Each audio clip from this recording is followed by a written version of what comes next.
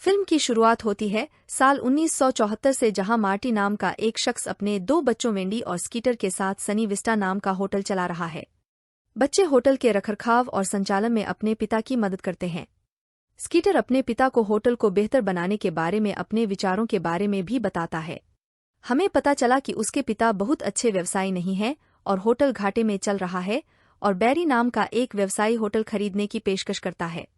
Marty उसे बताता है कि वह हमेशा होटल को अपने बच्चों को देना चाहता था, लेकिन स्थिति को समझता है और इसे बेचने के लिए सहमत हो जाता है।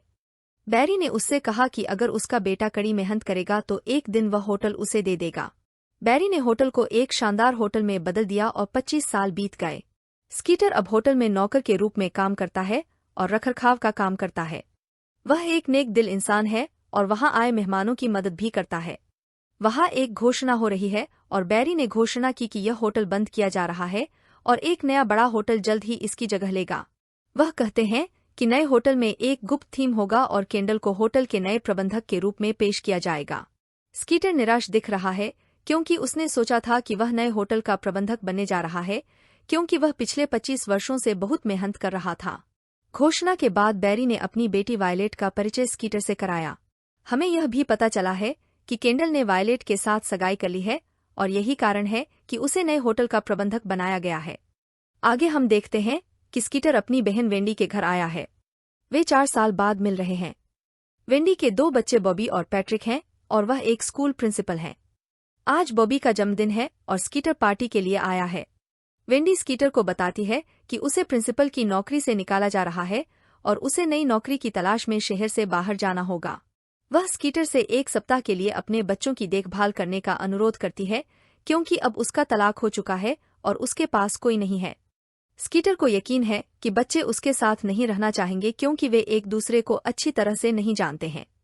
वेंडी का कहना है कि उसे केवल रात में ही उनकी देखभाल करनी होगी, क्योंकि उसकी दोस्त जिल, जो स्कूल में काम करती है, रात के खाने के समय तक उनकी देखभाल करेगी। स्कीटर उनकी देखभाल करने के लिए सहमत हो जाता है और बच्चों को भी इसके बारे में बताता है। जब स्कीटर पार्टी से निकलने के लिए अपनी कार की ओर जाता है तो उसकी मुलाकात एक महिला से होती है। वह उससे कहती है कि उसने अपनी कार 2 पार्किंग स्थानों पर पार्क की है, जिसके कारण वह अपनी कार पार्क नहीं कर सकी।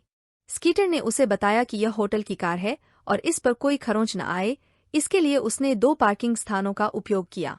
महिला उसे वेंडी के भाई के रूप में पहचानती है और अपना परिचय जिल के रूप में देती है। स्वार्थी होने और 2 पार्किंग स्थानों का उपयोग करने के कारण जिल उससे खुश नहीं है। बाद में स्कीटर के दोस्त मिकी ने उससे कहा कि नए होटल का प्रबंधन स्कीटर को करना चाहिए, न कि केंडल को। स्कीटर उनसे सहमत हैं, लेकिन कहते हैं कि उनके पास इसमें कोई विकल्प नहीं है। आगे हम देखते हैं कि स्कीटर रात को बच्चों की देखभाल करने के लिए थोड़ा देर से आया है। जिल उसे किसी भी आपात स्थिति में कॉल करने के लिए अपना फ़ोन नंबर देती है। जब बच्चे सोने वाले होते हैं तो वे स्कीटर से उन्हें सोने के समय एक कहानी सुनाने के लिए कहते हैं। स्कीटर उनके पालतू जानवर बग्सी से मिलता है और यह देखकर आश्चर्यचकित हो जाता है कि उसकी आंखें कितनी बड़ी हैं। उनके पास मौजूद किताबों में उन्हें कुछ भी दिलचस्प कहानियां नहीं मिलती और वे उन्हें एक काल्पनिक कहानी सुनाना शुरू कर देते हैं। कहानी में वह अपने जीवन के सभी वास्तविक पात्रों का उपयोग करता है। वह एक गरीब किसान की कहानी बताता है जो महल में काम करता है और बहुत मेहनती है। राजा अपने महल को चलाने के लिए एक नया चैंपियन चुनना चाहता है और कहानी में भी वह ऐसा करने के लिए केंडल को चुनता है।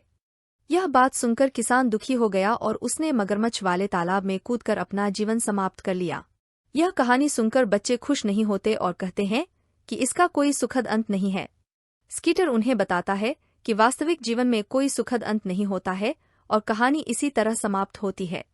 बच्चे उससे कहते हैं कि उसकी कहानी को थोड़ा बदलना चाहिए और उसे उसका वैकल्पिक संस्करण बताना चाहिए।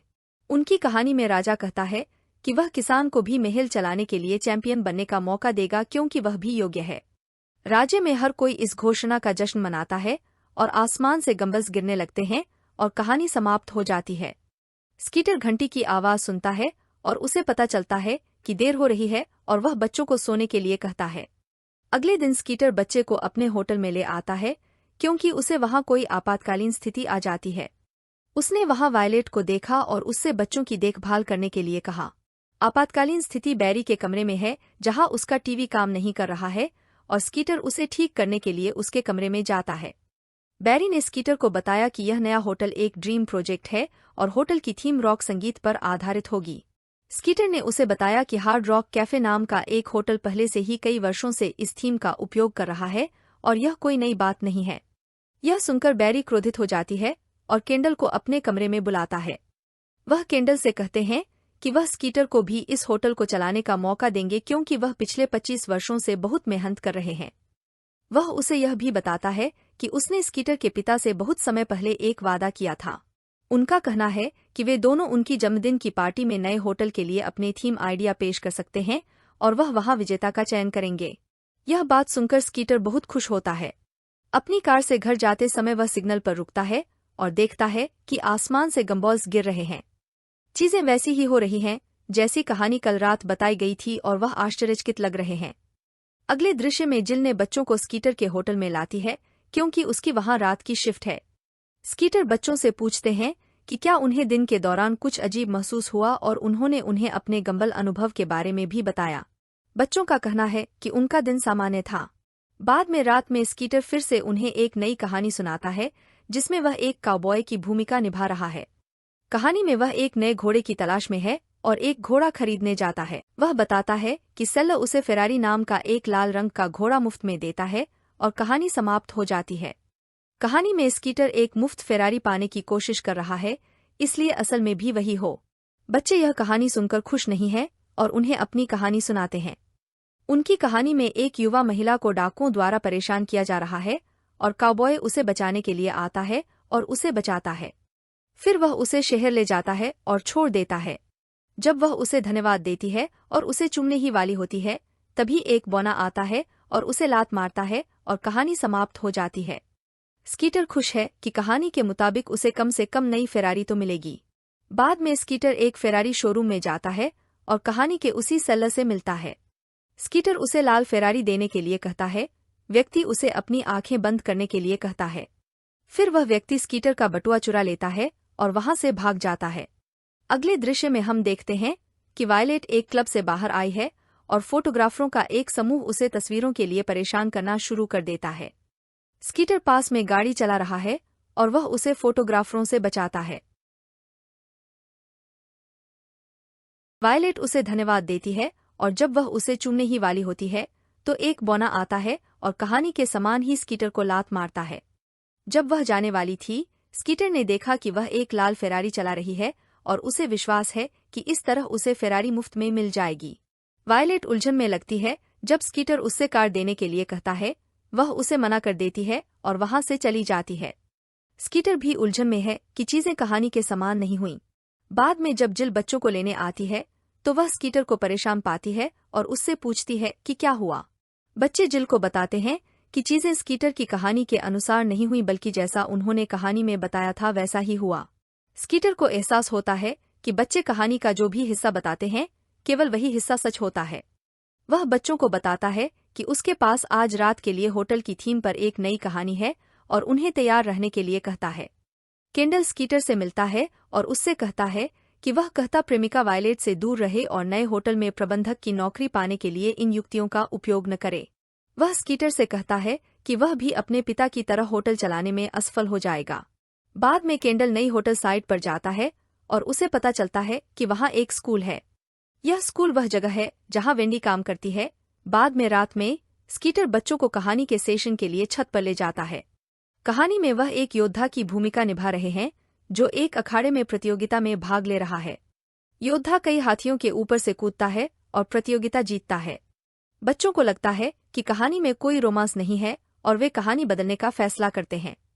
उनकी कहानी में प्रतियोगिता जीतने के बाद योद्धा को देश की सबसे खूबसूरत लड़की मिलती है और वे डेट पर जाने का फैसला करते हैं। वे एक रेस्तरां में जाते हैं जहां योद्धा अपने स्कूल के दोस्तों से मिलता है जो उसे चिढ़ाते थे लेकिन अब उसे एक खूबसूरत लड़की के साथ देखकर ईर्ष्या करते हैं। वे एक समुद्र तट पर भी जाते हैं जहां वह एक मरते हुए व्यक्ति की जान बचाता है। जब वे चुंबन करने वाले होते हैं, लिंकन आता है और कहानी समाप्त हो जाती है। स्कीटर व्यर्थ कहानी सुनाने के लिए बच्चों पर गुस्सा हो जाता है। चिल्लाने पर बच्चे उदास हो जाते हैं और सो जाते हैं। बाद में स्कीटर समुद्र तट पर जाता है और वायलेट का इंतजार करता है। उसे विश्वास है कि वह उससे यही मिलेगी। उसकी मुलाकात जिल से होती है, जो नई नौकरी की तलाश में है। उसे भूख लग रही है, इसलिए उन्होंने पास के एक होटल में जाने का फैसला किया जहां वे स्कीटर के स्कूल के दोस्तों से मिलते हैं जो उसके साथ बुरा व्यवहार कर रहे थे। जब वे उससे मिलते हैं और देखते हैं कि जिल उसके साथ है, तो उन्हें कहानी की तरह ही ईर्ष्या महसूस होती है। स्कीटर और जिल एक समुद्र तट पर जाते हैं, जहां स्कीटर एक बेहोश आदमी की जान बचाता है। जिल से बात करते समय स्कीटर को पता चलता है कि कहानी की खूबसूरत लड़की जिल है, वायलेट नहीं। जब वे चुंबन करने वाले होते हैं, तो एक लिंकन सिक्का स्कीटर पर गिरता है और वह उससे कहता है कि यह बिल्कुल कहानी की तरह हो रहा है। जिल उस पर विश्वास नहीं करती और वहां से चली जाती है। बाद में रात में स्कीटर ने मिकी से कहा कि वह आज रात बच्चों को एक नई कहानी सुनाएगा जहां वह कहानी में प्रतियोगिता जीतेगा, जिससे वह असली प्रतियोगिता भी जीतेगा। बच्चों के साथ यह उसकी आखिरी रात है, इसलिए उसे कहानी सही समझनी होगी। बाद में वह कहानी बताना शुरू करता है, जहां यह अंतरिक्ष पर आधारित है। वह एक अंतरिक्ष योद्धा है और सबके सामने केंडल के खिलाफ प्रतियोगिता जीतने के लिए मैदान में आया है। बच्चे बताते हैं कि चूंकि वह अंतरिक्ष में है, इसलिए उन्हें किसी विदेशी भाषा में बात करनी चाहिए। राजा ने घोषणा की कि प्रतियोगिता जीतने के लिए योद्धा लड़ेंगे। योद्धा आपस में लड़ने लगते हैं और अंततः स्कीटर प्रतियोगिता जीत जाता है। स्कीटर ने यह कहते हुए कहानी समाप्त की कि यह एक सुखद अंत है। बच्चे कहते हैं कि अंत बहुत बोरिंग है। वे यह कहकर कहानी बदलते हैं कि किसी ने स्कीटर पर आग फेंकी और वह जल गया। स्कीटर उन्हें कहानी बदलने के लिए कहता है, लेकिन बच्चे कहते हैं कि वास्तविक जीवन में सुखद अंत नहीं होता जैसा उसने उन्हें बताया था। बच्चे सो जाते हैं। अगले दिन केंडल जिल से मिलता है और उससे पूछता है कि क्या स्कीटर ने उसे बताया है कि नया होटल उसके स्कूल के स्थान पर बनाया जा रहा है। यह बात सुनकर वह हैरान रह गई। प्रतियोगिता का दिन आता है और स्कीटर पार्टी में जाता है। वह डरा हुआ लग रहा है और आग से किसी भी चीज से बचने की कोशिश कर रहा है। कुछ आइसक्रीम खाते समय स्कीटर को उस पर मधुमक्खी नजर नहीं आती और उसकी जीभ पर डंक लग जाता है। वह सामान्य रूप से बोलने में असमर्थ है। प्रतियोगिता शुरू होती है और केंडल अपना विचार प्रस्तुत करने वाले पहले व्यक्ति हैं। वह अपने विचार को एक गीत और नृत्य के साथ प्रस्तुत करता है और ब्रॉडवे की अपनी थीम के बारे में बताता है। बैरी को उसका विचार पसंद आया और उसने स्कीटर को अगला विचार प्रस्तुत करने के लिए कहा। जब स्कीटर प्रस्तुत करने का प्रयास करता है, तो वह बोलने में असमर्थ होता है। मिकी का कहना है कि वह अनुवाद करेगा और सभी को स्कीटर के विचार के बारे में बताएगा। अपने प्रेजेंटेशन में स्कीटर का कहना है कि वह एक ऐसी थीम पर आधारित होटल बनाएंगे जहां कल्पना सीमित न हो और हर कोई वहां मौजमस्ती करने आए। बैरी को वास्तव में उसका विचार पसंद आया और उसने स्कीटर को प्रतियोगिता का विजेता घोषित किया। बाद में पार्टी में सभी ने स्कीटर को बधाई दी और वह खुश हुआ। केंडल भी उसे बधाई देता है और बताता है कि वह एक साहसी व्यक्ति है, क्योंकि उसमें नए होटल के लिए अपनी बहन के बच्चे का स्कूल बंद करने की हिम्मत है। जब वह बैरी से इस बारे में बात करने की कोशिश करता है, वह ऐसा करने में असमर्थ है क्योंकि उसका केक आ गया है। स्कीटर ने देखा कि केक पर एक बड़ी मोमबत्ती है और उसे डर है कि इसके कारण वह जल सकता है। इस स्थिति से बचने के लिए वह मोमबत्ती बुझाने के लिए फायर एक्सटिंग्विशर का उपयोग करता है। बैरी क्रोधित हो जाता है और स्कीटर को नौकरी से निकाल देता है। स्कीटर को एहसास होता है कि चीजें कहानी के समान ही हुई हैं और जलने का मतलब है कि उसे नौकरी से निकाल दिया गया है। स्कीटर जिल और बच्चों से मिलने स्कूल जाता है। वह उन्हें बताता है कि उसे नहीं पता था कि नए होटल के लिए स्कूल बंद किया जा रहा है, लेकिन उन्होंने उसकी बात पर विश्वास नहीं किया। बाद में वेंडी स्कीटर से मिलने आती है और उसे बताती है कि उसे शहर के बाहर एक नई नौकरी मिल गई है। वह बच्चों की देखभाल के लिए उन्हें धन्यवाद देती है। स्कीटर उसे बताता है कि उसे स्कूल के बारे में नहीं पता था और वह उस पर विश्वास करती है। उसके जाने के बाद स्कीटर को एहसास हुआ कि उसके पास अभी भी अपना जीवन बदलने का समय है और ऐसा करने के लिए उसे किसी कहानी पर निर्भर रहने की आवश्यकता नहीं है। स्कूल में हर कोई डेमोलिशन का विरोध कर रहा है और केंडल भी यहाँ है। जिल बैरी से मिलने और उसे स्कूल को ध्वस्त करने से रोकने के लिए सरकारी कार्यालय जाती है। जब वे अधिकारी के केबिन में प्रवेश करते हैं, तो वे देखते हैं कि स्कीटर पहले से ही वहां मौजूद है। सरकारी अधिकारी कोई और नहीं बल्कि स्कीटर्स की पुरानी स्कूल मित्र है, जिनसे उनकी मुलाकात रेस्तरां में हुई थी। अधिकारी बैरी को बताती है कि उसने नए स्कूल को नष्ट करने के आदेश रोक दिए हैं। स्कीटर के अनुरोध पर वह उसे समुद्र तट के पास होटल बनाने के लिए एक नया प्रमुख स्थान देगी। यह खबर सुनकर बैरी खुश हो जाता है क्योंकि उसे बहुत बड़ा स्थान मिल गया है और स्कीटर को गले लगाकर धन्यवाद देता है। स्कूल में केंडल सभी को अपने सेल फोन बंद करने के लिए कहता है क्योंकि विध्वंस के दौरान विस्फोटों के कारण यह डिस्ट्रॉय हो सकता है। बैरी ने स्कीटर को सूचित किया कि वह केंडल को फोन करके विध्वंस रोकने के लिए कहने में असमर्थ है। विध्वंस को रोकने का रास्ता खोजने के लिए बॉबी और पैट्रिक स्कूल के अंदर जाते हैं। कार्यालय से बाहर आने के बाद जिल को एहसास हुआ कि उसकी कार टो कर ली गई है। उन्होंने तोड़फोड़ रोकने के लिए स्कूल जाने के लिए एक बाइक चुराने का फैसला किया। वेंडी केंडल से विध्वंस रोकने के लिए कहती है क्योंकि उसका मानना है कि उसके बच्चे स्कूल के अंदर हैं, लेकिन केंडल उसकी बात पर विश्वास नहीं करता है। स्कीटर स्कूल पहुंचने के लिए बहुत तेजी से बाइक चलाता है। जब केंडल स्कूल को ध्वस्त करने का बटन दबाने ही वाला होता है, स्कीटर समय पर वहां पहुंच जाता है और उसे रोक देता है। वह यह भी बताते हैं कि स्कूल को नहीं तोड़ा जाएगा और यह खबर सुनकर सभी खुश नजर आ रहे हैं। वेंडी बच्चों को ढूंढती है और वे स्कूल को बचाने के लिए स्कीटर को धन्यवाद देते हैं। जिल भी खुश होती है और स्कीटर को चूम लेती है। बाद में हमें पता चला कि स्कीटर ने होटल में नई नौकरी नहीं ली बल्कि अपने पिता के नाम पर एक छोटा सा होटल खोला है। वह जिल के साथ नए होटल का प्रबंधन कर रहा है और उसने केंडल को भी वहां नौकरी दी है। मिकी ने वायलेट से शादी कर ली है और उसके साथ अपने होटलों का प्रबंधन कर रहा। जिल और स्कीटर ने भी शादी कर ली और उनके कई बच्चे हैं और वे अपने होटल का प्रबंधन काफी सफलतापूर्वक और खुशी से कर रहे हैं।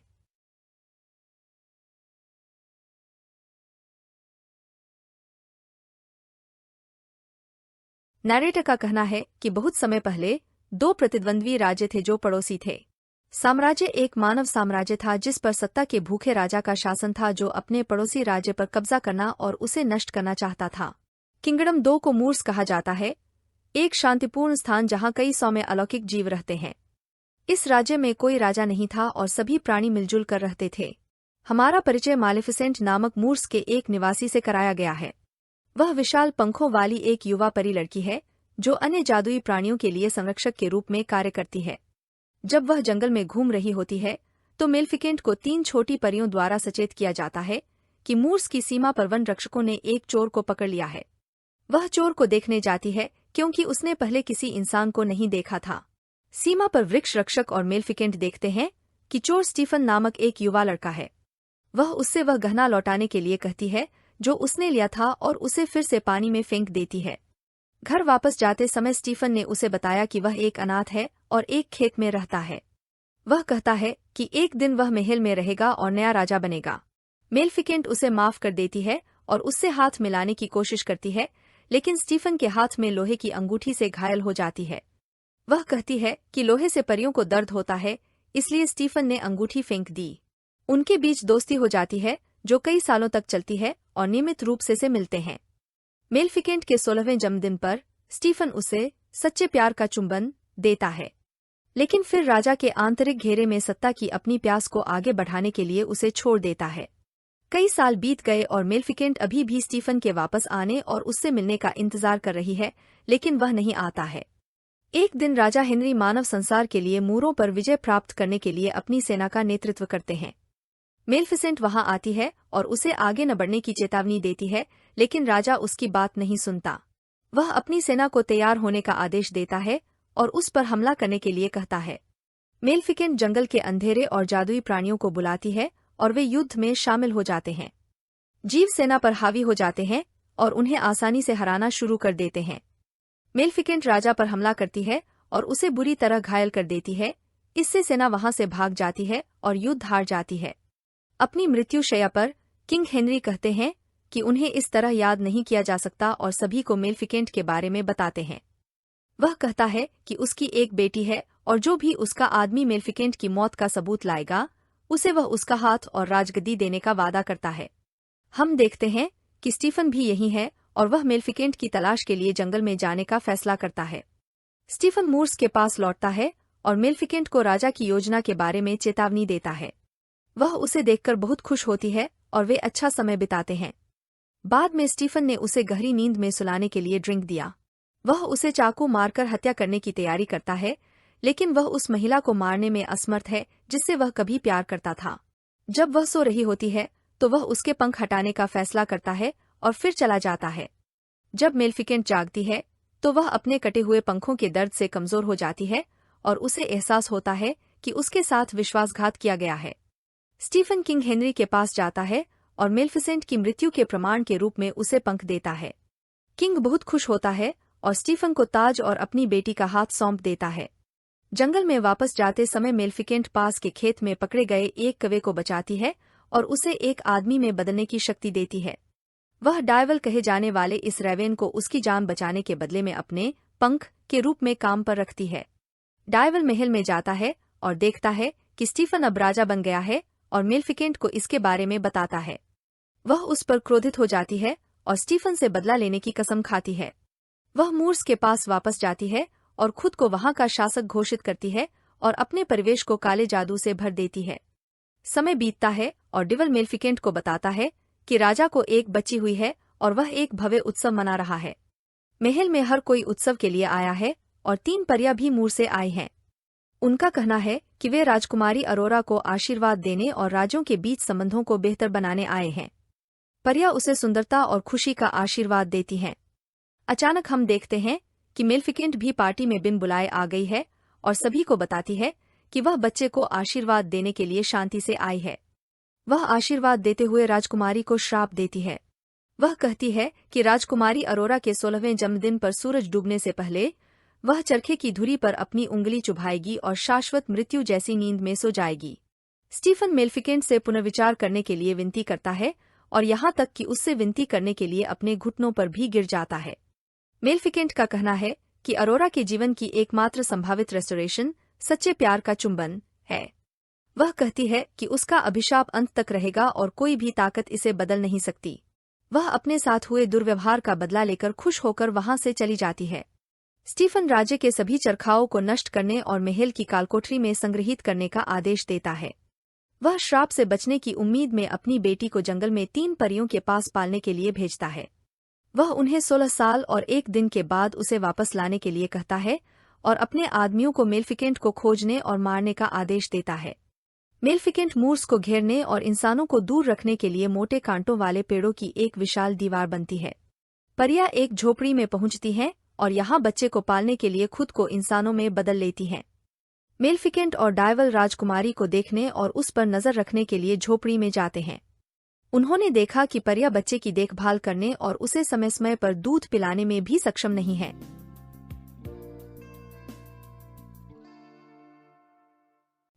स्टीफन पागल हो रहा है और अपने आदमियों को पेड़ों को जलाने का आदेश देता है, लेकिन वे फिर से बढ़ते रहते हैं।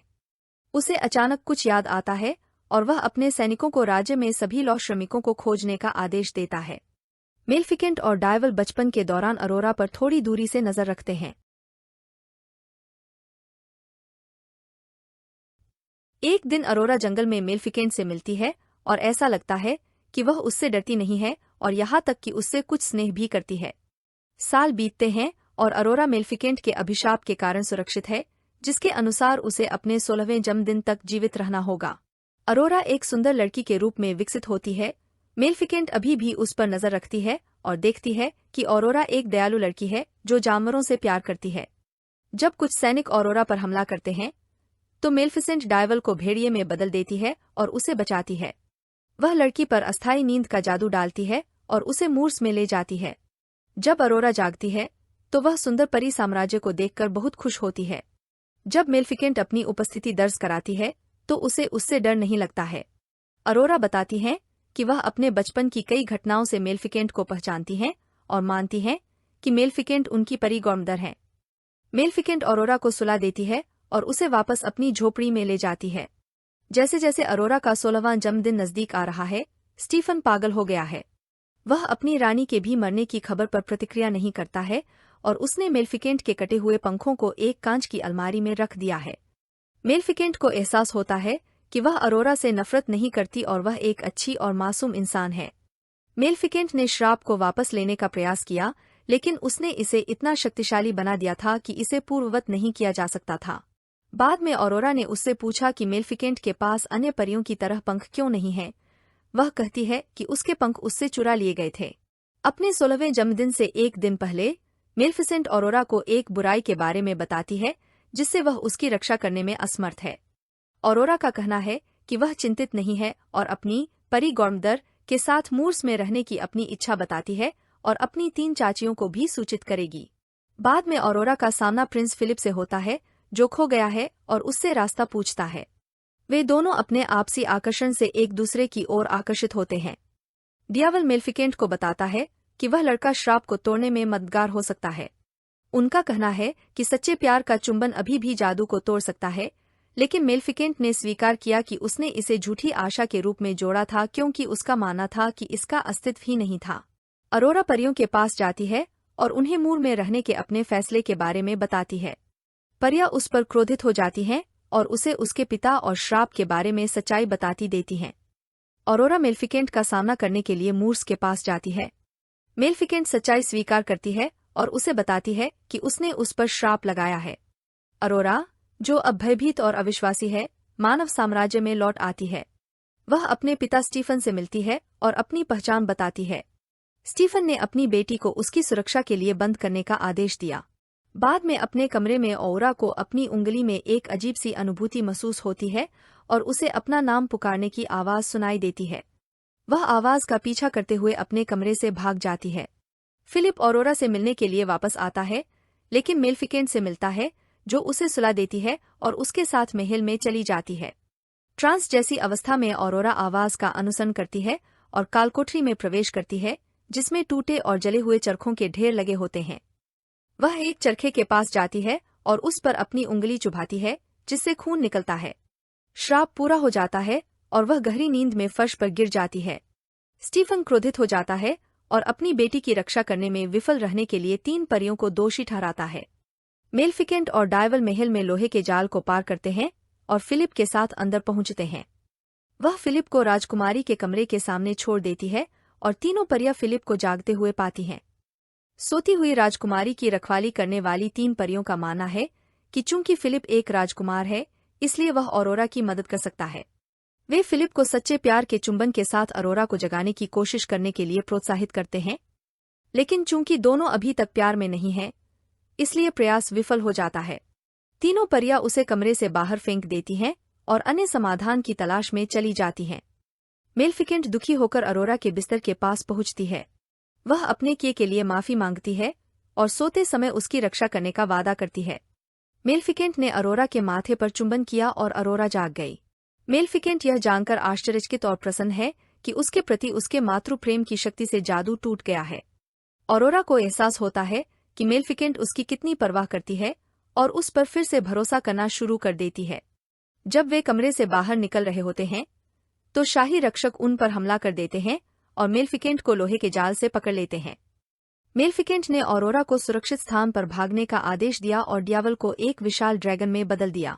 डियावल सैनिकों पर हमला करता है और मेलेफिकेंट को जाल से मुक्त कराता है। मदद की तलाश करते समय अरोरा को कांच की अलमारी में कटे हुए पंख मिले। सैनिक डायवल को पकड़ने में कामयाब हो गए हैं और स्टीफन लोहे के सूट में यहाँ आता है और मेलेफिकेंट पर हमला करता है।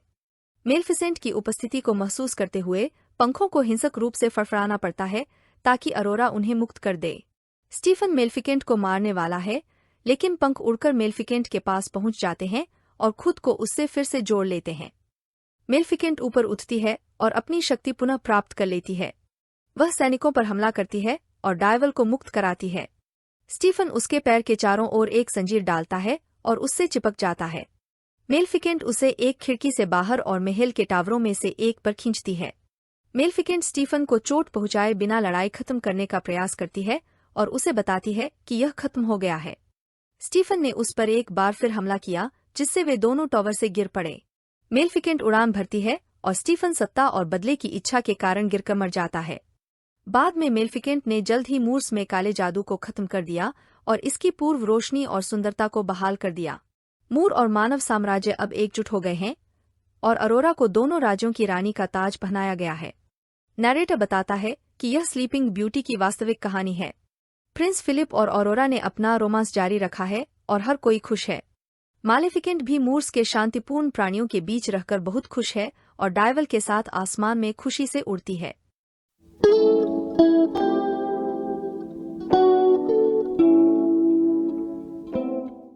फिल्म की शुरुआत में हम गॉडविन नाम के एक वैज्ञानिक को देखते हैं जो विश्वविद्यालय में व्याख्यान दे रहा है। हम उसका चेहरा देखते हैं जो थोड़ा असामान्य है। उसका चेहरा अजीब लग रहा है और ऐसा लग रहा है कि उसने इस पर कई सर्जरी करवाई है। व्याख्यान के अंत में वह एक छात्र मैक्स को बुलाता है और उसे बताता है कि उसके पास उसके लिए एक असाइनमेंट है। वह उससे पूछता है कि क्या वह उसके लिए काम करेगा और मैक्स खुशी खुशी इसके लिए तैयार हो जाता है। गॉडविन उसे अपने घर ले जाता है और मैक्स को बेला से मिलवाता है। बेला मंदबुद्धि की तरह बात करती है और अजीब तरह से चलती भी है। बेला गॉडविन को देखने के लिए उत्साहित है और उसे भगवान कहती है। वह मैक्स को बताता है कि बेला को मस्तिष्क में चोट लगी थी और उसने उसकी मरम्मत की। उसका मस्तिष्क एक शिशु का है लेकिन शरीर एक अडल्ट का है। वह रोजाना नए शब्द सीख रही है और धीरे धीरे आगे बढ़ रही है। उसका काम बेला की प्रगति पर नजर रखना और उसे प्रतिदिन रिपोर्ट करना होगा। मैक्स पूरे दिन बेला की गतिविधि पर नजर रखना शुरू कर देता है और गॉडविन को रिपोर्ट करने के लिए इसे नोट कर लेता है। हमें इस जगह पर अजीबोगरीब जानवर दिखाई देते हैं जो प्रयोगों के कारण अन्य जानवरों की क्रॉसब्रीड हैं। अपनी रिपोर्ट में मैक्स ने बताया कि बेला हर दिन 15 नए शब्द सीखती है और अपने बोलने के कौशल में सुधार कर रही है। वह गॉडविन से पूछता है कि बेला कैसे घायल हो गई और अब ऐसी हालत में है, लेकिन गॉडविन ने जवाब देने से इनकार कर दिया। रात में गॉडविन बेला को सुलाने के लिए उसकी कहानियां भी सुनाता है। हम देखते हैं कि उनमें पिता पुत्री जैसा रिश्ता है। अगले दृश्य में बेला मैक्स से वर्ल्ड मैप के बारे में पूछ रही है और वह उसे मैप पर मौजूद विभिन्न देशों के बारे में बताता है। बेला यह जानने के लिए उत्साहित है कि दुनिया कितनी बड़ी है। वह गॉडविन के पास जाती है और उससे कहती है कि वह बाहर जाकर दुनिया देखना चाहती है। गॉडविन उसे मना करता है, लेकिन बेला उसकी बात नहीं सुनती है, इसलिए वह अंततः सहमत हो जाता है। आगे हम देखते हैं कि उन्होंने घोड़ागाड़ी में बैठकर जंगल में जाने का फैसला किया है। जंगल में पहुंचने पर बेला उसे देखने के लिए उत्साहित हो जाती है और पत्तियों को महसूस करने के लिए लेट जाती है। जब गॉडविन ने देखा कि कुछ लोग पास आ रहे हैं, तो वह सभी से कहता है कि उन्हें अब घर के लिए निकल जाना चाहिए। घर वापस जाते समय बेला की नज़र आइसक्रीम कार्ड पर पड़ती है और वह गॉडविन से बाद में नीचे उतरकर एक खरीदने के लिए कहती है। गॉडविन का कहना है कि यह उसके लिए सुरक्षित नहीं है और उसे मना कर देता है। बेला नखरे दिखाने लगती है और गाड़ी से कूदने की भी कोशिश करती है। गॉडविन ने उसे शांत करने के लिए कुछ क्लोरोफॉर्म का उपयोग करके उसे बेहोश कर दिया। बेला को इस तरह व्यवहार करते देख मैक्स आश्चर्यचकित हो जाता है। घर पहुंचने के बाद मैक्स बेला की स्थिति के बारे में नोट्स खोजने के लिए लाइब्रेरी में जाता है। बेला पर प्रयोग के कुछ नोट्स मिलने के बाद मैक्स ने गॉडविन को धमकी दी कि वह उसे सच बताए, अन्यथा वह पुलिस के पास जाएगा। गॉडविन उसे शांत होने के लिए कहता है और बेला की कहानी उसके साथ शेयर करता है। वह मैक्स को बताता है कि बेला ने एक पुल से कूदकर आत्महत्या करने की कोशिश की, लेकिन वह मरी नहीं। उसे उसका शव पुल के पास मिला। वह उस समय एक प्रयोग पर काम कर रहा था और उसने सोचा कि वह उसे बचा सकता है। उसने मैक्स को बताया कि बेला उस समय गर्भवती थी और उसे बचाने के लिए उसने बच्चे के मस्तिष्क को बेला के मस्तिष्क से बदल दिया। उन्होंने बिजली के उपयोग से बेला को पुनर्जीवित किया और उसे जीवन का दूसरा मौका दिया। खाने की मेज पर मैक्स गॉडविन से उस मशीन और पाइप के बारे में पूछता है जिसका वह खाना खाते समय उपयोग करता है। वह मैक्स को बताता है कि जब वह छोटा था तो उसके पिता ने उस पर एक प्रयोग किया था जिससे उसकी भोजन पचाने की क्षमता नष्ट हो गई थी। वह मैक्स से कहता है कि उसे बेला से शादी कर लेनी चाहिए क्योंकि वह देख सकता है कि मैक्स के मन में उसके लिए भावनाएं हैं और वह उससे प्यार करता है। मैक्स यह सुनकर थोड़ा आश्चर्यचकित हुआ और हमेशा सोचता था कि गॉडविन बेला को अपनी पत्नी बनाना चाहता है। गॉडविन का कहना है कि वह एक किन्नर है और बेला के प्रति उसके मन में ऐसी कोई भावना नहीं है और वह उसे अपनी बेटी मानता है। उनका मानना है कि बेला को भी मैक्स पसंद है और शादी के बाद मैक्स को उनके साथ यहीं रहना चाहिए। गॉडविन का कहना है कि वह इसके लिए एक कानूनी समझौता करेगा और मैक्स इस पर सहमत है।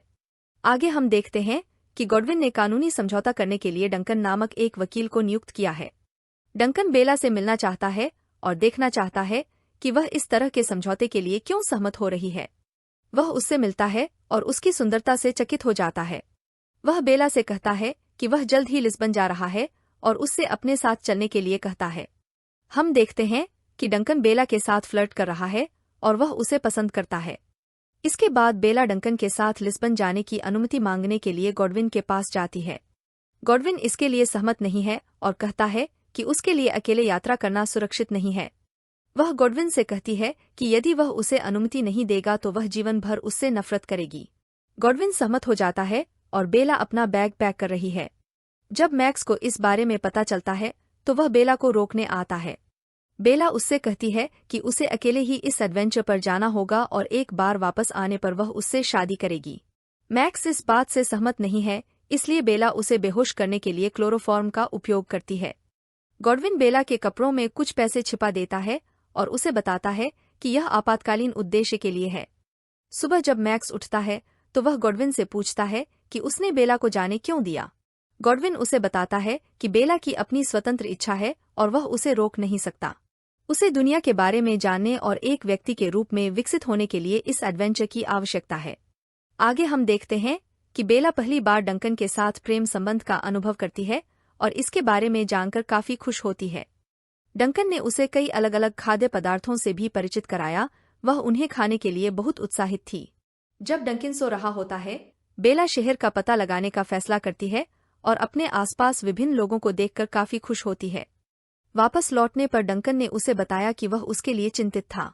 वह उससे कहती है कि वह सिर्फ अकेले ही शहर का पता लगाना और उसका अनुभव करना चाहती थी। बाद में डिनर के दौरान बेला अन्य मेहमानों के साथ ठीक से बातचीत नहीं करती है। इससे डंकन क्रोधित हो जाता है और वह उसे सिखाता है कि अन्य लोगों के सामने कैसे व्यवहार करना है और कुछ शब्दों का उपयोग कैसे करना है। गॉडविन और मैक्स को बेला से एक पत्र मिलता है जिसमें बताया गया है कि वह कैसे लिस्बन और अपने एडवेंचर्स का आनंद ले रही है। बाद में होटल में एक महिला बेला के पास आती है और उसे विक्टोरिया कहकर बुलाती है। वह उससे पूछती है कि वह कैसी है और इतने समय से कहाँ थी। बेला उसे बताती है कि उसका नाम विक्टोरिया नहीं बल्कि बेला है और उसने गलती से उसे कोई और समझ लिया है। बाद में रेस्तरां में बेला ने डंकन को बताया कि जब वह उसे नियंत्रित करने की कोशिश करता है तो उसे उस पर गुस्सा आता है। उसे लगता है कि उसे अपना जीवन जीने देना चाहिए। जब वह डंकन को बताती है कि कोई उसे आंख मार रहा है तो डंकन क्रोधित हो जाता है और उस व्यक्ति से लड़ने लगता है। बेला डंकन के व्यवहार से नाराज है। बाद में जब वे रात में संभोग कर रहे होते हैं, बेला ने डंकन को बताया कि जब वह शहर में थी तो किसी ने उसे छुआ था। डंकन को उसकी बातों पर विश्वास नहीं हो रहा है और वह उस पर बहुत क्रोधित है। वह कमरा छोड़ देता है और बार में चला जाता है। बेला बहुत उलझन में है और उससे पूछती है कि वह ऐसा व्यवहार क्यों कर रहा है। वह कहती है कि वह उसके व्यवहार को नहीं समझती। हम देख सकते हैं कि डंकन काफी जेलस है, जो नहीं जानता कि इस पर कैसे प्रतिक्रिया दे और रोना शुरू कर देता है। जब गॉडविन अपने कॉलेज में व्याख्यान दे रहा होता है तो वह अचानक गिर जाता है। मैक्स गॉडविन से कहता है कि वह जानता है कि उसे बेला की याद आ रही है और इसका उसके स्वास्थ्य पर असर पड़ रहा है। उसने अक्सर गॉडविन को रात में रोते हुए सुना है। गॉडविन ने उसके दावे को खारिज कर दिया और मैक्स से कहा कि एक वैज्ञानिक के रूप में उन्हें प्रयोग जारी रखना चाहिए और एक नया शरीर खोजना चाहिए। डंकन बेला से कहता है कि उसके पास उसके लिए एक सरप्राइज है और उसे सामान बैग में जाना चाहिए। जब वह सामान का बैग खोलता है तो हम देखते हैं कि वह बेला को एक क्रूज पर ले गया है ताकि वह अकेले घूम न सके। यह बात जानकर बेला काफी नाराज हो जाती है और खुद को बाथरूम में बंद कर लेती है। बाद में डंकन बेला से माफी मांगता है और उसे बताता है कि वह उसे इस जहाज पर ले आया क्योंकि वह उससे प्यार करता है। वह उससे पूछता है कि क्या वह भी उससे प्यार करती है, लेकिन बेला कहती है कि वह इस बारे में निश्चित नहीं है कि प्यार क्या है, जिससे डंकन नाराज हो जाता है। वह डंकन से गॉडविन को पत्र लिखने के लिए कुछ स्याही लाने के लिए कहती है। बेला एक बूढ़ी औरत को देखती है और उससे बात करने जाती है। वह कहती है कि उन्हें उसका अनोखा हेयर स्टाइल पसंद है। वृद्ध महिला अपना परिचय मार्था और अपने सहकर्मी को एरी के रूप में देती है। बेला उनसे दोस्ती कर लेती है। बाद में डंकन ने बेला से उससे शादी करने के लिए कहा क्योंकि उसने कभी किसी अन्य महिला के बारे में ऐसा महसूस नहीं किया था। बेला उसे बताती है कि उसकी मैक्स से पहले ही सगाई हो चुकी है। ये बात सुनकर डंकन हैरान हो जाता है और काफी गुस्सा भी हो जाता है। वह रोने लगता है और वहां से चला जाता है। आगे हम देखते हैं कि गॉडविन ने बेला जैसा एक और व्यक्ति बनाया है, लेकिन वह उसकी तरह पूरी तरह प्रतिक्रियाशील नहीं है। बेला अब मार्था और हैरी से नियमित रूप से मिलने लगी। वह उनके द्वारा दी गई किताबें भी पढ़ रही हैं। वह इन किताबों के माध्यम से नई संस्कृतियों, विचारों और दर्शन के बारे में सीख रही है। हैरी उसे बताता है कि वास्तविक दुनिया किताबों की तरह आदर्श नहीं है। जब डंकन वहां आता है तो वह बेला को उन्हें छोड़कर अपने साथ आने के लिए कहता है। वह ऐसा करने से इनकार करती है। डंकन उसे बताता है कि वह बदल रही है और वह वही बेला नहीं है जिसे वह पहले जानता था। बेला उससे कहती है कि वह और किताबें पढ़ना चाहती है और एक इंसान के रूप में विकसित होना चाहती है। इससे डंकन क्रोधित हो जाता है और वह किताब समुद्र में फेंक देता है। बाद में बेला हैरी से कहती है कि उसे विश्वास नहीं होता कि दुनिया इतनी क्रूर है जितना वह सोचता है। वह उससे कहता है कि वह उसे असली दुनिया दिखाएगा। जब जहाज एक शहर के पास पहुंचता है तो हैरी इसे दिखाने के लिए बेला को ले जाता है। वह बेला को कुछ गरीब लोगों को देखती है जो गरीबी में जी रहे हैं। वह उसे बताता है कि कुछ गरीब लोग और उनके बच्चे भूख के कारण मर गए हैं। बेला उनकी मदद करना चाहती है, लेकिन हैरी बताता है कि दुनिया ऐसे नहीं चलती है। यदि वे नीचे जाकर इन लोगों की सहायता करेंगे तो वे उन्हें लूट लेंगे और मार डालेंगे। जब वह जाकर इन लोगों की मदद करने की कोशिश करती है तो हैरी उसे रोक देता है। जब वह जहाज पर वापस आती है तो देखती है कि डंकन बिस्तर पर सो रहा है और उसने कैसीनो में बहुत सारे पैसे जीते हैं। वह सारा पैसा उन गरीब लोगों को दान करने का फैसला करती है जिन्हें उसने अभी देखा था। जब डंकन को इस बारे में पता चला तो वह बेला पर गुस्सा हो गया। जहाज के कप्तान ने डंकन को बताया कि चूंकि उसके पास उनका बिल चुकाने के लिए पैसे नहीं हैं, इसलिए उन्हें अगले स्थान पर छोड़ना होगा। बेला हैरी को अलविदा कहती है। अगले दृश्य में हम देखते हैं कि बेला और डंकन को पेरिस छोड़ दिया गया है। डंकन उससे परेशान है क्योंकि उनके पास कहीं जाने और खाना खाने के लिए पैसे नहीं हैं। बेला डंकन से कहती है कि वह इस बारे में चिंता न करे क्योंकि उसे यकीन है कि वह कुछ पैसे कमाने का कोई रास्ता ढूंढ लेगी। काम की तलाश में बेला की मुलाकात एक महिला से होती है जो वेश्यावृत्ति का अड्डा चलाती है। वह बेला से कहती है कि वह यहाँ काम करके अच्छा पैसा कमा सकती है। बेला यह जानकर आश्चर्यचकित हो जाती है कि उसे ऐसा काम करके पैसे मिल सकते हैं और वह सहमत हो जाती है। वह डंकन के पास जाती है और उसे खाने के लिए कुछ खाना देती है। जब डंकन को पता चला कि उसने पैसे कैसे कमाए तो वह उस पर बहुत क्रोधित हुआ और ऐसा करने के लिए उसे राक्षस कहा। वह उससे कहता है कि वह उससे नफरत करता है और यहाँ से जाना चाहता है। फिर बेला उसे आपातकालीन धन की पेशकश करती है जो गॉडविन ने उसे दिया था और डंकन से कहती है कि इस पैसे का उपयोग यहाँ से बाहर निकलने के लिए करें। वह उससे पैसे लेता है और उसे छोड़ देता है। बेला फिर उसी महिला के पास जाती है और उससे पूछती है कि क्या वह यहाँ काम कर सकती है। महिला सहमत हो जाती है और बेला वहाँ काम करना शुरू कर देती है। वहाँ काम करते हुए वह सिस्टम पर सवाल उठाती हैं और वहाँ की महिला से पूछती हैं कि वे उन पुरुषों को क्यों नहीं चुन सकती जिनके साथ वे रहना चाहती हैं। महिला बेला से कहती है कि वे इसे अपनी पसंद के अनुसार नहीं बदल सकते। वह बेला से कहती है कि उसका एक छोटा पोता है जिसे उसे खिलाना है, इसलिए उसके पास काम करने के अलावा कोई विकल्प नहीं है। हम देखते हैं कि डंकन अभी भी शहर में है और बेला से उसे वापस ले जाने का अनुरोध करते हैं। वह उससे कहता है कि वह उससे शादी करना चाहता है और चाहता है कि वह उसके साथ घर वापस आए। बेला कहती है कि उसके मन में उसके लिए कोई भावना नहीं है और उसे अकेले घर लौट जाना चाहिए। गॉडविन को एक ट्यूमर हो गया है और वह मैक्स से आपका ऑपरेशन करने के लिए कहता है। ऑपरेशन के दौरान मैक्स को पता चला कि गॉडविन का स्वास्थ्य गिर गया है और उसके पास ज्यादा समय नहीं है। गॉडविन मैक्स से बेला को ढूंढने और उसे सूचित करने का अनुरोध करता है। डंकन गॉडविन को एक पत्र लिखता है और मैक्स उससे मिलने आता है। मैक्स डंकन से पूछता है कि बेला कहाँ है। डंकन मैक्स को बताता है कि वह एक राक्षस है और उसने उसे पूरी तरह से नष्ट कर दिया है। वह मैक्स को बताता है कि वह इस समय कहाँ रह रही है। बेला को मैक्स से पत्र मिलता है और वह गॉडविन से मिलने के लिए वापस आती है। वह गॉडविन से पूछती है कि क्या उसके शरीर पर पाए गए निशानों के आधार पर उसका बच्चा होगा। गॉडविन ने उसे सच्चाई बताई कि कैसे उसने उसे पाया और उसका ऑपरेशन किया। बेला उससे सच्चाई छिपाने के लिए गॉडविन और मैक्स पर क्रोधित है। मैक्स अब भी उससे प्यार करता है और उससे पूछता है कि क्या वह उससे शादी करेगी तो बेला सहमत हो जाती है। अगले दृश्य में हम देखते हैं कि वे शादी कर रहे हैं। अचानक एक आदमी शादी रोकने के लिए आता है। वह अपना परिचय अल्फ्रेड के रूप में देता है और डंकन ने उसे यहाँ खरीदा है। वह कहता है कि वह बेला का पति है जिसे पहले विक्टोरिया के नाम से जाना जाता था। वह उसे बताता है कि जब वह गर्भवती थी तो वह बच्चा नहीं चाहती थी और आत्महत्या करने की कोशिश की थी।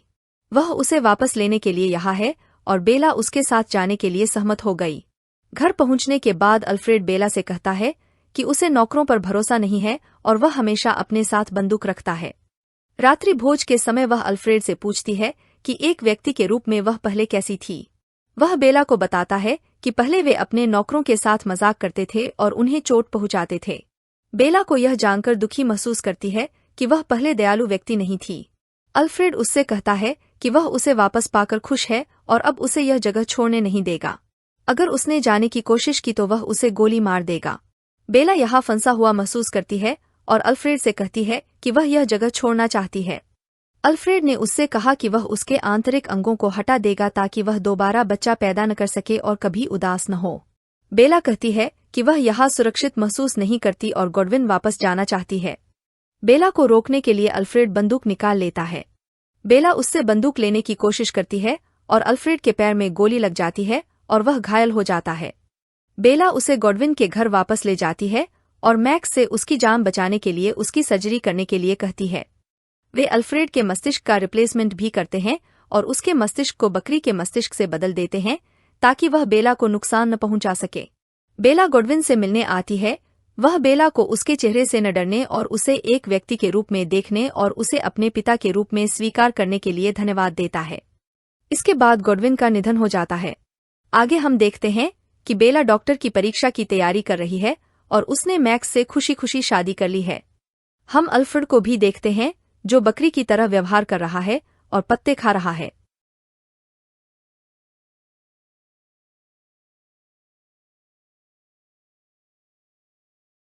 फिल्म की शुरुआत में हम बी के परिवार को देखते हैं जहां वह अपनी माँ, पिता और दादी के साथ रहती है। वह बहुत खुश है और उसे पेंटिंग करना, अपने माता पिता के साथ खेलना और नृत्य करना बहुत पसंद है। हम देखते हैं कि उसकी माँ कैंसर के कारण बीमार है और वह मर जाती है और हम देखते हैं कि बी बड़ी हो गई है। बी अब 12 साल की है और अपनी दादी मार्गरेट के साथ उसके पुराने घर में रहने आई है। मार्गरेट उसे अपने कमरे में ले जाती है और दिखाती है कि उसने सभी पुरानी पेंटिंग्स उसके देखने के लिए रखी हैं।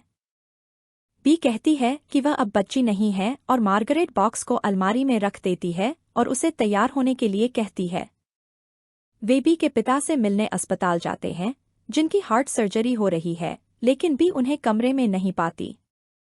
उसे उसकी किताब में एक जोकर का बुकमार्कर मिलता है और उसके पिता अपनी दवा स्टैंड के साथ आते हैं। उन्होंने स्टैंड को एक लड़की की तरह तैयार किया है और बी को खुश करने के लिए उसके साथ नृत्य करते हैं और उसे अपनी नर्स जेनेट से मिलवाते हैं। बी कहती है कि उसे हंसाने की जरूरत नहीं है और वह अब बच्ची नहीं है। उसके पिता कहते हैं कि उन्हें पता है कि उसी अस्पताल में वापस जाना कठिन है जहां उसकी मां का निधन हुआ था। वह कहते हैं कि उसे सर्जरी के बारे में चिंता नहीं करनी चाहिए और वह उसे मां की तरह छोड़ने वाला नहीं है। वह उससे वादा करने के लिए कहता है कि वह बाहर जाएगी और फिर से एक बच्चे की तरह मौजमस्ती करेगी जब तक कि उसकी सर्जरी पूरी नहीं हो जाती। बाद में रात में वह अलमारी का दरवाज़ा खुला पाती है और उसमें अपना पुराना कैम रिकॉर्डर पाती है और उसका चार्जर खरीदने का फैसला करती है। वह एक स्टोर से चार्जर खरीदती है और हम देखते हैं कि एक प्राणी उसका पीछा कर रहा है और बी उसे इमारत के बाहर देखती है। प्राणी आश्चर्यचकित है कि बी उसे देख सकती है और अंदर भागती है और बी उसका पीछा करती है। प्राणी ऊपरी मंजिल पर भागता है और एक दरवाजे के अंदर जाता है और बी उसे किसी से बात करते हुए सुनती है कि उसका पीछा किया गया था। बी अंदर देखने की कोशिश करती है और एक व्यक्ति को देखती है जो उसे जाने और फिर से यहाँ न आने के लिए कहता है। बी कहती है कि वह हाल ही में नीचे शिफ्ट हुई है और किसी से बात करना चाहती थी, लेकिन एक बूढ़ी औरत आती है और उसे डराकर भगा देती है। अगले दिन बी एक गुलदस्ता लेकर अपने पिता से मिलने अस्पताल जाती है और बेंजामिन नाम के एक छोटे बच्चे से मिलती है। उसके पैर में चोट लग गई है और वह और बी दोस्त बन जाते हैं और वह अपने पिता से मिलने जाती है। उसके पिता उसे डराने के लिए अलमारी में छिपे रहते हैं और रात में वह कैम रिकॉर्डर पर पुराने वीडियो देखती है। वह उसी प्राणी को ऊपर वाले आदमी से बात करते हुए सुनती है और वे किसी से मिलने के लिए बाहर जाते हैं। बी उनका पीछा करने का फैसला करती है और देखती है कि वे एक घर में जाते हैं और वह आदमी खिड़की से चढ़ता है। वह एक अलमारी खोलता है और उसके अंदर ब्लू नामक एक बड़ा बैंगनी प्राणी पाता है। ब्लू का कहना है कि उसे छोटी लड़की में अपना आदर्श साथी मिल गया है और वह उसके साथ रहना चाहता है, लेकिन आदमी ने उसे मना कर दिया। अचानक ब्लू छींकता है और लड़की उठ जाती है और वह वहां से जाने का फैसला करता है। उसे खिड़की से बाहर आते हुए देखती है और भागने का फैसला करती है, लेकिन वही पुराना प्राणी देखती है और बेहोश हो जाती है। वह उसके अपार्टमेंट में जागती है और एक टेबल पर बच्चों की कुछ तस्वीरें देखती है और ब्लू को देखती है और डर जाती है। प्राणी आता है और खुद को ब्लॉसम के रूप में पेश करता है और आदमी कहता है कि वह लंबे समय के बाद बी से मिल रहा है। वह कहता है कि उसे वह याद है जब वह छोटी थी और ऊपर आती थी और उसके पूछती है कि क्या हो रहा है। ब्लू कहता है कि वह खुश है कि बी यहाँ वापस आ गई है और कहता है कि वह बस एक बच्चा खोजने की कोशिश कर रहा था। बी को पता चलता है कि ये प्राणी इमेजिनरी फ्रेंड्स हैं जिन्हें इफ्स कहा जाता है, जो बचपन में मानव बच्चों द्वारा बनाए गए हैं। ब्लॉसम का कहना है कि दुनिया में कई इफ्स हैं और ब्लू आज रात एक रिप्लेसमेंट बच्चे को पाने की कोशिश कर रहा था। उसने कहा कि वे एक मैचमेकिंग एजेंसी चलाते हैं ताकि पुराने बच्चों के बड़े हो जाने के बाद से इफ्स को नए बच्चे खोजने में मदद मिल सके। जब बच्चे बड़े हो जाते हैं तो उन्हें इफ्स की जरूरत नहीं होती और वे उन्हें देखना बंद कर देते हैं, और अगर उन्हें नए बच्चों के साथ नहीं रखा जाता है तो वे गायब हो जाएंगे। आदमी ने खुद को कैल के रूप में पेश किया और उसे जाने के लिए कहा क्योंकि रात पहले से ही बहुत हो चुकी थी। अगले दिन बी अस्पताल जाती है और बेंजामिन के कमरे में एक फूल छोड़ती है और देखती है कि ब्लू उसका पीछा कर रहा है। वह देखती है कि ब्लू कपड़े धोने की टोकरी में छिपा हुआ है और कहती है कि वह उसका पीछा नहीं कर सकता और कहती है कि वह किसी अदृश्य व्यक्ति से बात करके पागल लगेगी। वह ब्लू को वापस कैल के पास ले जाती है और उससे पूछती है कि वह इफ्स देखना बंद करना चाहती है, लेकिन ब्लू कहता है कि वह चुनी गई है। ब्लॉसम कहती है कि वह उनके लिए नए बच्चे खोजने और अपने सामान्य जीवन में लौटने में उनकी मदद कर सकती है। बी को कई इफ्स वाली एक किताब मिलती है और वह कैल से उनसे मिलने के लिए कहती है और कहती है कि वह उनकी मदद कर सकती है क्योंकि वह भी एक बच्ची है। कैल सहमत हो जाता है और वह उसे किसी ऐसे खास व्यक्ति से मिलवाने ले जाता है जो इफ्स के बारे में ज्यादा जानता है। वे एक बंद मनोरंजन पार्क में पहुंचते हैं और एक छिपे हुए दरवाजे से नीचे जाते हैं मेमोरी लेन रिटायरमेंट होम में। यहाँ सभी रिटायर्ड इफ्स रहते हैं और बी ने कई इफ्स को यहाँ अलग अलग कमरों में रहते हुए और अलग अलग एक्टिविटीज करते हुए देखा है। उन्हें कीथ नाम का एक अदृश्य इफ भी मिलता है जिस पर कैल ठोकर खाकर गिर जाता है और उस पर गुस्से से चिल्लाता है। कैल उसे लुइस से मिलवाता है जो एक बुजुर्ग टेडी बियर है और जो इस सुविधा का प्रमुख है। लुइस बी से मिलकर खुश होता है और बी को बताता है कि कैल पहले जोकर हुआ करता था और खुश था। वह बी को अपनी कल्पना का उपयोग करने और अपनी आंखों से इस जगह को देखने के लिए कहता है। बी अपनी कल्पना का उपयोग करती है और जगह को पूरी तरह से बदल देती है और सभी इफ्स यह देखकर बहुत उत्साहित होते हैं। वे सभी जश्न में शामिल होते हैं और साथ में नाचते हैं और खूब मौजमस्ती करते हैं और बी प्लेसमेंट में मदद करने के लिए सहमत हो जाती है। अगले दिन वह अपने पिता से मिलती है और उसे बताती है कि उसे एक नई नौकरी मिल गई है और बेंजामिन से पूछती है कि क्या उसे कोई इमेजिनरी दोस्त चाहिए और वह सहमत हो जाता है। बी कैल से इस बारे में चर्चा करती है और वे सभी इफ्स का इंटरव्यू करने का फैसला करते हैं ताकि यह देखा जा सके कि बेंजामिन से कौन मेल खाएगा। सभी इफ्स अपने गुणों और अपने बच्चों के बारे में बताते हैं और बी उन्हें अपनी किताब में लिखती है। अगले दिन वह सभी इफ्स को बेंजामिन से मिलने ले जाती है और उनमें से प्रत्येक को उससे मिलवाती है। प्रत्येक इफ्स बेंजामिन के सामने आता है लेकिन वह उनमें से किसी को भी नहीं देख पाता है और बी कहती है कि उसके पास कोई विकल्प नहीं है। बी समुद्र तट के पास लुइस से मिलती है और उसे बताती है कि नए बच्चों के साथ इफ्स को रखने की उसकी योजना काम नहीं आई। लुइस उसे एक विचार देता है कि शायद इफ्स उन्हें नए बच्चों की नहीं बल्कि अपने पुराने बच्चों से फिर से जुड़ने की जरूरत है। लुइस का कहना है कि भले ही बच्चे बड़े हो गए हों, लेकिन वे किसी ऐसी चीज से प्यार करना बंद नहीं कर सकते जिससे वे कभी प्यार करते थे। उन्हें यह याद दिलाने की जरूरत है क्योंकि उनके पास पहले से ही बचपन की यादें हैं। वे दोनों रात में मनोरंजन पार्क जाते हैं और सभी इफ्स को आनंद लेते और अच्छा समय बिताते हुए देखते हैं।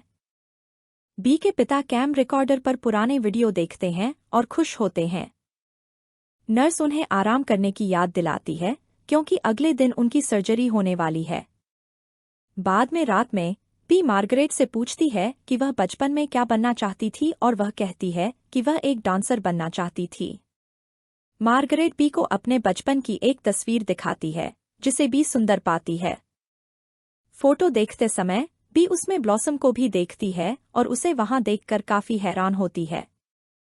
वह कैल से मिलने जाती है और उसे पता चलता है कि ब्लॉसम उसकी दादी की इफ है और वह बहुत खुश होती है। ब्लॉसम कहती है कि वह मार्गरेट के साथ रहने के लिए हर दिन नीचे जाती थी और उसके साथ कई एक्टिविटीज करती थी। मार्गरेट उसे देखने में असमर्थ थी क्योंकि वह उसे याद नहीं कर पा रही थी और भी उसकी मदद करने का फैसला करती है। अगले दिन वह ब्लॉसम को अपने घर ले जाती है और रिकॉर्डर पर मार्गरेट का पसंदीदा गाना बजाती है। वे सोफे के पीछे छिप जाते हैं और मार्गरेट आकर गाने पर नाचने लगती है। अचानक ब्लॉसम चमकने लगती है और मार्गरेट के साथ नाचने लगती है और बी और कैल यह देखकर खुश होते हैं। मार्गरेट ब्लॉसम को याद करने लगती है और खुश भी होती है।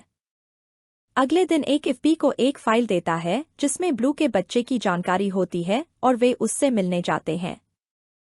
उन्हें पता चलता है कि उसका नाम जेरेमी है और वे उसे एक कॉफी शॉप में घुसते हुए देखते हैं और उसके पीछे पीछे अंदर जाते हैं। ब्लू उसे देखकर बहुत उत्साहित होता है और उससे बात करने के लिए बाथरूम में जाता है लेकिन ऐसा करने में असमर्थ होता है। ब्लू उस पर छींकता है जिससे जेरेमी नीचे गिर जाता है और उसके सारे कपड़े गीले हो जाते हैं और वह वहां से चला जाता है।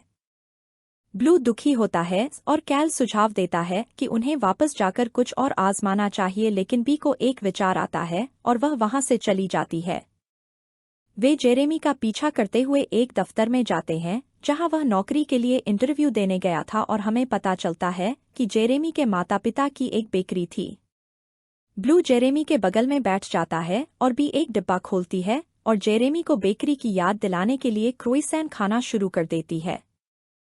अचानक ब्लू भी चमकने लगता है और जेरेमी अपने इंटरव्यू के लिए उठता है लेकिन उसे घबराहट होती है। ब्लू उठता है और उसे इंटरव्यू के लिए आत्मविश्वास देने के लिए उसे छूता है और जेरेमी आराम महसूस करता है। वह खुश होकर अंदर जाता है और ब्लू बी को गले लगाता है और उसकी मदद के लिए धन्यवाद देता है और सभी इफ्स उनके साथ जश्न मनाते हैं और खुश होते हैं। बाद में घर लौटने के बाद मार्गरेट बी को बताती है कि उन्हें अस्पताल जाने की जरूरत है क्योंकि सर्जरी में कुछ कॉम्प्लिकेशन थी।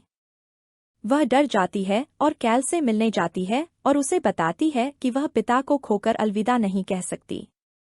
कैल उसे शांत रहने के लिए कहता है और सुझाव देता है कि वह अलविदा कहने के बजाय अपने पिता को एक कहानी सुनाए। वह अस्पताल जाती है और देखती है कि सभी इफ्स उसका समर्थन करने आए हैं और नर्स बताती है कि उसके पिता को कुछ आराम की जरूरत है।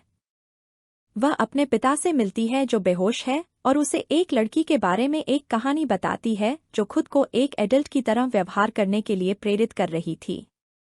लड़की सिर्फ एक बच्ची थी जिसे अभी भी अपने पिता की जरूरत है और कहानी में लड़की भी थी।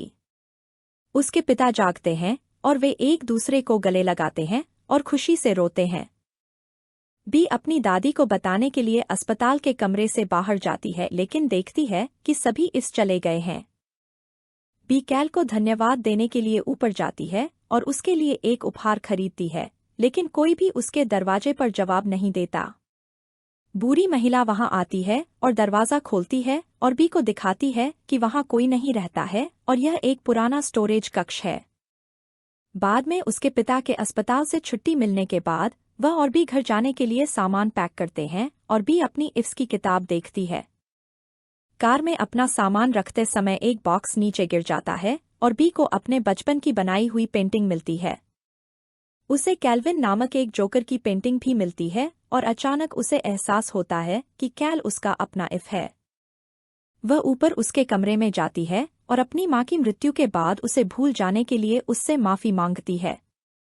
वह उसकी मदद करने के लिए उसे धन्यवाद देती है और उससे कहती है कि उसे हमेशा उसकी जरूरत होगी। इससे बी को कैल और इफ्स को फिर से देखने का मौका मिलता है और वे एक दूसरे को गले लगाते हैं और कैल चमकने लगता है। बी और उसके पिता के चले जाने के बाद मार्गरेट ब्लॉसम से पूछती है कि क्या उन दोनों को अंदर जाना चाहिए, जिससे ब्लॉसम को एहसास होता है कि मार्गरेट उसे देख सकती है। बाद में कैल इफ्स को उनके ओरिजिनल बच्चों से फिर से मिलाना शुरू करता है जो अब बड़े हो चुके हैं। वे सभी उनसे मिलकर बहुत खुश होते हैं और बेंजामिन अपने इफ चश्मे वाले ड्रैगन से मिलता है। बी और उसके पिता घर लौटते हैं और वह अपने इफ़कीद से मिलता है जो अदृश्य इफ़ है और गिर जाता है।